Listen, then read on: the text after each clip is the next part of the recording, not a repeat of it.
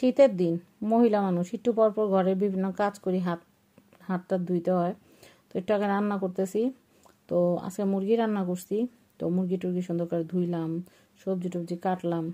তো রান্না চুলা চড়ায়া দিয়া, মানে চুলায় রান্না চড়ানো শেষ হয়েছে যখন, হাতটা ভালো করে সাবান টাবান দিয়ে ধুইয়া খাটে এসে বসছি। আর এই হাতটা একদম শুঠা হয়ে গেছে, মানে কেমন জানি খসখস হয়ে গেছে। এরপরে কি করলাম, এই লোশনটা আছে না, এই লোশনটা নিলাম, নিয়ে হাতে মাখলাম। মাখার পরে এখন আমি আমার হাতটা ভালো করে খেয়াল করে দেখতেছি, আমার হাতটা পুরো মুরগির পায়ের মতো।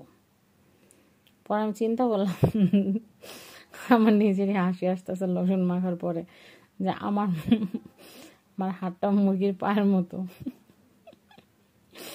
আসলে মুরগি দিয়েছি এই জন্য এমন লাগতেছে, নাকি সত্যি আমার হাতগুলা মুরগির পায়ের মতো বুঝতেছি না।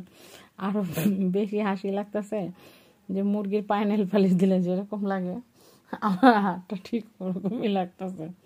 তো যাই হোক, আপনাদের কার কার একটু পর পর হাত খসখস হয়ে যায়, একটু পর পর কার কার লোশন লাগানো লাগে আমার একটু জানান। আর লোশন লাগানোর পরে আমার মতো আপনাদের হাত পাও কি মুরগির হাত পার মতো হয়ে থাকে কিনা জানাবেন। আসলে কাজ করলে কষ্ট লাগে, কিন্তু কাজ করার পরে হাত পায়ের যত্ন নিলে যখন হাত পায়ে চকচক করে তখন আবার হাসিও লাগে। তো যাই হোক, অনেকে আবার জিজ্ঞেস করবেন আপু এটা আবার মহামূল্যবান জিনিস কই থেকে কিনছেন। তো এটা আর কে গ্যালারি থেকে কিনছি, শীতে হাতে পায়ের যত্ন নেওয়ার জন্য, শরীরে মাখার জন্য। তো যাই হোক, এটা আমার বেশি কাজে লাগে, কারণ একটু পর পরে যে হাত ড্রাই হয়ে যায়, হাত ড্রাই হয়ে গেলে একটুখানি লাগাই, তখন আবার হাত যে মুরগির পায়ের মতো হয়ে যায়।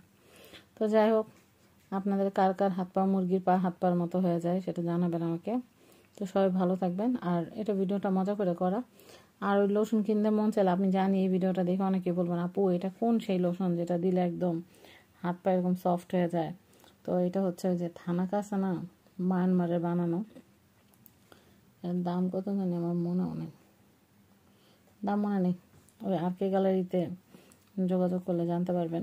তো নাম্বার দিয়ে দিব না স্ক্রিনে। টাটা।